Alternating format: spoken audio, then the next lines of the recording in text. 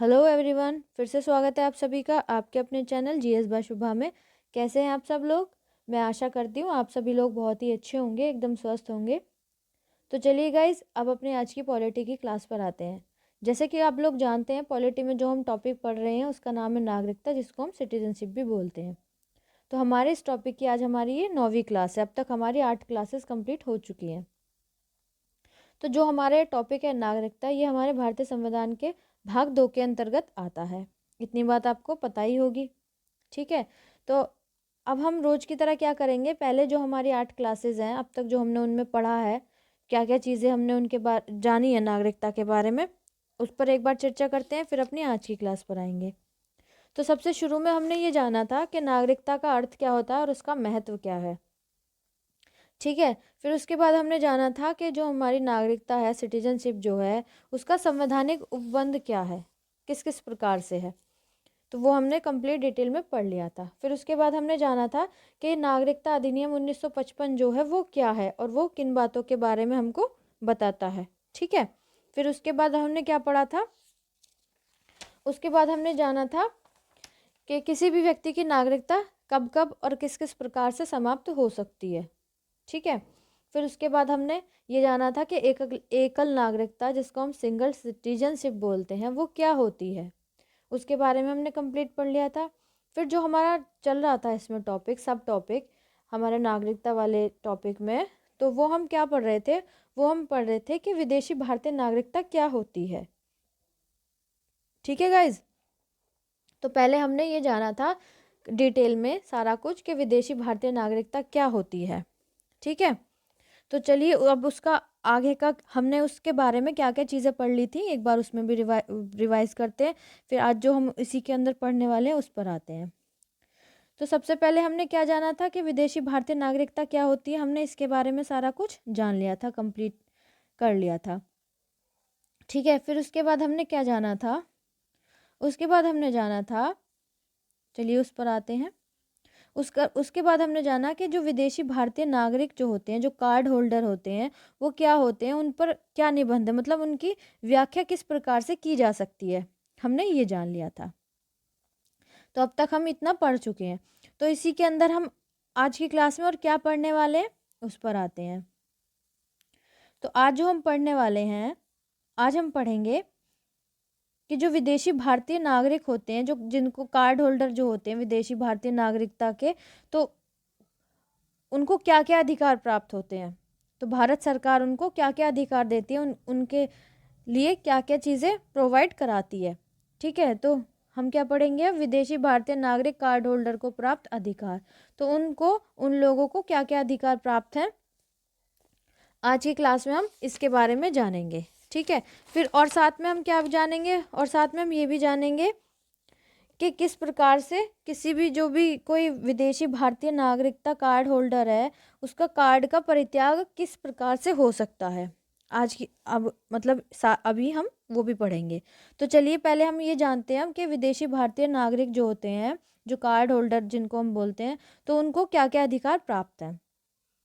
तो सबसे पहले ये आता है, एक विदेशी भारतीय नागरिक कार्ड होल्डर को ऐसे अधिकार प्राप्त होंगे जो कि केंद्र सरकार उल्लिखित या विशिष्ट निर्देशित कर सकती है। मतलब उनको जो भी अधिकार प्राप्त होंगे, किसको, विदेशी भारतीय नागरिक कार्ड होल्डर को जो भी अधिकार प्राप्त होंगे, उसको वो अधिकार प्राप्त होंगे जो जो केंद्र सरकार जो है उनके लिए क्या करेगी, निश्चित करेगी या विशिष्ट निर्देशित करेगी।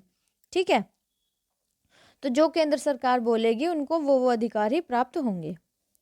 चलिए नेक्स्ट आगे चलते हैं। आगे बताया गया है, एक विदेशी भारतीय नागरिक कार्ड होल्डर को निम्नलिखित अधिकार नहीं होंगे जो कि किसी भारतीय नागरिक को होते हैं। अब जो भी क्या है, जो भी विदेशी भारतीय नागरिक कार्ड होल्डर है, उसको क्या क्या अधिकार नहीं होंगे जो कि एक भारतीय नागरिक को होंगे, लेकिन उनको नहीं होंगे। बेशक उनको भारतीय नागरिकता, विदेशी भारतीय नागरिकता प्राप्त है, उसके बावजूद भी जो एक भारतीय नागरिक को अधिकार प्राप्त है, उसमें से क्या क्या अधिकार उनको नहीं होंगे। ठीक है, चलिए उनके बारे में जानते हैं। तो सबसे पहले आता है, उसे सार्वजनिक रोजगार के मामलों में अवसर की संभावना का अधिकार नहीं होगा। अब जो सार्वजनिक रोजगार होते हैं, उन चीज़ों में उसके लिए उन रोजगारों के लिए उसको अधिकार प्राप्त नहीं होगा। ठीक है, अगला आता है वह राष्ट्रपति चुने जाने के लिए अर्ह नहीं होगा। दूसरी बात क्या है कि वो क्या है, राष्ट्रपति के पद के लिए उम्मीदवार नहीं हो रह सकता। मतलब कि अगर वो राष्ट्रपति का चुनाव लड़ना चाहता है, राष्ट्रपति के पद के लिए चुनाव लड़ना चाहता है, तो उसको यह अधिकार नहीं है। फिर अगला है कि वे उपराष्ट्रपति चुने जाने के लिए अर्ह नहीं होगा। तो साथ ही साथ क्या है, वो यदि वो उपराष्ट्रपति के लिए भी चुनाव लड़ना चाहता है तो उसको यह अधिकार नहीं होगा। ये सिर्फ एक भारतीय नागरिक को ही अधिकार है। अगला आता है वह सर्वोच्च न्यायालय का न्यायाधीश नियुक्त किए जाने के लिए अर्ह नहीं होगा। अगली बात ये आती है कि जो हमारा सर्वोच्च न्यायालय है, जो हमारा सुप्रीम कोर्ट है, तो उसके लिए न्यायाधीशों की जो नियुक्ति होती है उसके लिए भी वो क्या होगा, उसके लिए भी वो मान्य नहीं होगा। मतलब कि उसको यह अधिकार नहीं है कि वो किसी भी जो भारत का जो सर्वोच्च न्यायालय है उसके न्यायाधीश के लिए उसकी नियुक्ति हो, यह अधिकार भी उसको नहीं है। उसके लिए भी उसको पूर्ण रूप से भारतीय नागरिक होना चाहिए। ठीक है, चलिए नेक्स्ट आगे चलते हैं। आगे बताया गया है वह उच्च न्यायालय या न्यायाधीश नियुक्त किए जाने के लिए अर्ह नहीं होगा। जब वो उसको सुप्रीम कोर्ट का न्यायाधीश नहीं चुना जा सकता, वो उसको यह अधिकार नहीं है, तो उच्च न्यायालय जो हमारा हाई कोर्ट्स है, किसी भी राज्य का जितने भी हाई कोर्ट्स हैं उनके लिए भी वो योग्य नहीं होगा। मतलब कि वो उसको ये अधिकार नहीं है। बेशक उसको विदेशी भारतीय नागरिकता प्राप्त है, वो कार्ड होल्डर है, फिर भी उसको ये अधिकार नहीं हो। वो सिर्फ एक भारतीय नागरिक को ही अधिकार है।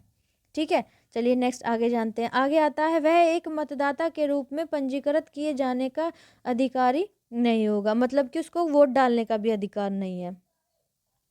आगे आता है वह लोकसभा या राज्यसभा का सदस्य बनने के लिए अर्ह नहीं होगा। आगे बात होती है जो हमारी लोकसभा और राज्यसभा है, जिसको हम अपर हाउस और लोअर हाउस भी बोलते हैं, उनके सदस्य बनने के लिए भी उसको क्या है, वो अर्ह नहीं होगा, उसको अधिकार ये नहीं है। ठीक है, आगे बात करते हैं। आगे बताया गया है, आगे क्या बताया गया, आगे बताया गया है वह राज्य विधानसभा या राज्य विधान परिषद का सदस्य चुने जाने के लिए अर्ह नहीं होगा। जो राज्य की विधानसभाएं होती हैं और विधान परिषदें होती हैं, उनके सदस्य चुने जाने के लिए भी उसको अधिकार नहीं होगा। वो भी सिर्फ केवल एक भारतीय नागरिक को ही अधिकार है। ठीक है, चलिए आगे जानते हैं। आगे इसमें कहा गया है वह सार्वजनिक सेवाओं में नियुक्ति एवं संघ अथवा राज्य के मामलों से संबंधित पद के लिए अर्ह नहीं होगा, जब तक कि ऐसी सेवाओं एवं पदों पर नियुक्ति के लिए केंद्र सरकार विशिष्ट निर्देश न दे। जो सार्वजनिक सेवाएं होती हैं उनमें जो भी नियुक्ति की जाती है, या संघ के लिए या राज्यों के मामलों से संबंधित जो भी पद होते हैं, उनके लिए भी क्या है, उसको अधिकार नहीं होंगे। उनकी नियुक्ति के लिए भी उसको अधिकार नहीं होंगे।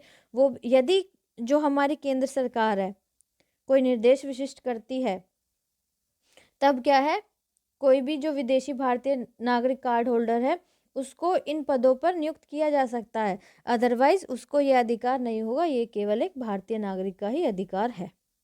तो आई होप आपको ये बात बिल्कुल समझ आ गई होगी, अच्छे से आपको क्लियर होगी कि जो भी विदेशी भारतीय नागरिक कार्ड होल्डर है उसको क्या क्या अधिकार होते हैं और क्या क्या अधिकार नहीं होते हैं। ठीक है, चलिए अब आगे आते हैं। आगे क्या कहा गया है, आगे बताया गया है विदेशी भारतीय नागरिकता कार्ड का परित्याग। कोई भी जो भी विदेशी भारतीय नागरिकता जिसको भी कार्ड होल्डर है, तो वो उस कार्ड का परित्याग किस प्रकार से कर सकता है, अब हम ये जानेंगे। तो इसमें कहा गया है यदि कोई विदेशी भारतीय नागरिक कार्ड होल्डर निर्धारित प्रपत्र पद्धति से उस कार्ड के परित्याग की घोषणा करता है जो उसे विदेशी भारतीय नागरिक के रूप में पंजीकृत करती है, तब इस घोषणा को केंद्र सरकार द्वारा पंजीकृत किए जाएगा तथा इस पंजीकरण के पश्चात वह व्यक्ति विदेशी भारतीय नागरिक नहीं रह जाएगा। यदि कोई व्यक्ति अपनी इच्छा से उस कार्ड का परित्याग करना चाहता है तो उसको क्या है, एक पंजीकरण कराना पड़ेगा, पहले घोषणा करनी पड़ेगी, ये बताना पड़ेगा भारतीय सरकार को, केंद्र सरकार को कि मैं इसका त्याग करना चाहता हूँ, इसका परित्याग करना चाहता हूँ। और फिर केंद्र सरकार फिर दोबारा से एक पंजीकरण बनाएगी और फिर उसके साथ ही इस पंजीकरण के पश्चात वह क्या होगा, वह विदेशी भारतीय नागरिक नहीं रह जाएगा। मतलब कि उसकी जो कार्ड होल्डरशिप है, जो उस कार्ड होल्डर है वो विदेशी भारतीय नागरिक का, वो उसकी खत्म हो जाएगी। ठीक है, एक बात ये हो गई।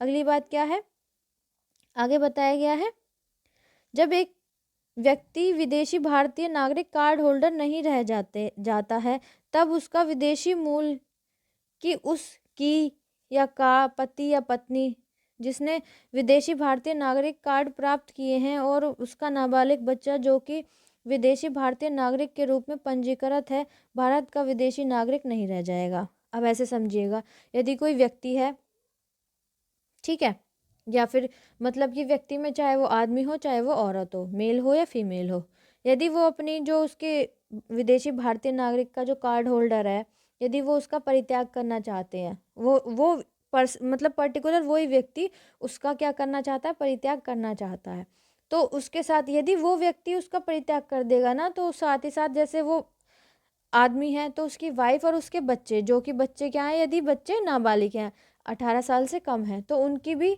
उसके साथ ही ऑटोमेटिकली ही वो खत्म हो जाएगी। जो विदेशी भारतीय नागरिक का जो कार्ड होल्डरशिप है, उन लोगों की भी खत्म हो जाएगी, चाहे वो आदमी हो चाहे वो औरत हो। यदि औरत भी है, भारतीय मूल की है, औरत है, यदि उसने इसका परित्याग कर दिया, तो फिर क्या होगा, जो उसका हस्बैंड है और उसके जो बच्चे हैं, उनकी भी ये स्वयं ही खत्म हो जाएगी। ठीक है, तो आई होप आपको आज की क्लास समझ आई होगी। आज के लिए इतना ही रखते हैं। अब कल की क्लास में हम क्या जानेंगे, जो विदेशी भारतीय नागरिक जो कार्ड होल्डर होते हैं, उसके रूप में जो पंजीकरण होता है वो रद्द किस प्रकार से होता है, किन किन रूपों में होता है, कल की क्लास में हम वो पढ़ेंगे। और साथ ही साथ जो हमारा नागरिकता है, जो टॉपिक हम पढ़ रहे हैं, जो कि अनुच्छेद, किन किन अनुच्छेद में, उसके अंदर जो भी अनुच्छेद हैं, किन किन अनुच्छेद में क्या क्या बातें बताई गई हैं, अनुच्छेद 5 से लेके 11 तक एक बार हम एक नज़र डाल लेंगे उस पर। ठीक है, जो कि ये हो कि एकदम क्विक रिवीजन करना है, तो हम एक बार उन पर नज़र डाल लें तो अच्छे से हमारा वो रिवाइज हो जाए। तो उसी के साथ ही फिर हमारा ये टॉपिक कल की क्लास में कंप्लीट हो जाएगा। फिर उसके बाद हम नेक्स्ट टॉपिक जो स्टार्ट करेंगे उसका नाम क्या है, उसका नाम है फंडामेंटल राइट्स, जो हमारे भारतीय संविधान के तीसरे भाग में आता है। ठीक है, फिर हम वो बहुत डिटेल में पढ़ेंगे, मतलब इतना डिटेल में कि चाहे कितना भी डीप क्वेश्चन पूछ ले इस टॉपिक से रिलेटेड, आपका कोई भी किसी भी एग्ज़ाम के लिए आपका टॉपिक, उस टॉपिक में से क्वेश्चन आपका छूटेगा ही नहीं। ठीक है गाइज, तो आज की क्लास आपको कैसी लगी है प्लीज़ कमेंट में ज़रूर बताइएगा। अगर क्लास अच्छी लगी है तो प्लीज़ क्लास को लाइक भी कीजिएगा, ज़्यादा से ज़्यादा लोगों तक शेयर कीजिएगा, ताकि और बच्चे भी इस क्लास से जुड़ सकें और कंप्लीट डिटेल में जीएस पढ़ सकें।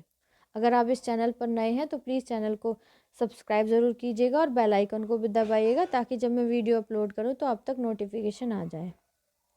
और साथ ही साथ कमेंट में मुझे वो बच्चे भी बताइएगा जिन्होंने ग्रुप डी का एग्ज़ाम दिया है। अगर वो बच्चे क्लास मेरी लेते हैं तो वो ज़रूर बताइएगा कि किन किन बच्चों का सिलेक्शन हुआ है और वो किस किस जोन से हैं। ठीक है, तो आज के लिए इतना ही रखते हैं, मिलते हैं नेक्स्ट क्लास में, तब तक के लिए थैंक यू वेरी मच।